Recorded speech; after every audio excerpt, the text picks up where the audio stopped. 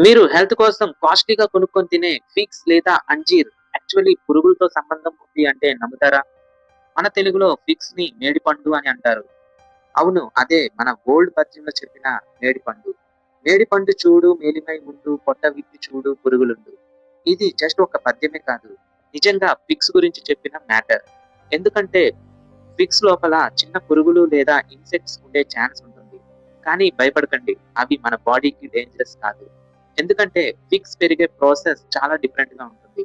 ఒక చిన్న insect fruit లోపలికి వెళ్ళడం వల్ల అది గ్రో అవుతుంది.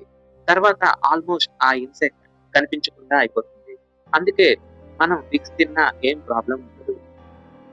కానీ షాకింగ్ ఏంటి అంటే చాలా మంది డ్రై ఫ్రూట్ షాప్‌లో ఫిగ్స్ కొనుక్కొని హెల్త్ కోసం తింటారు.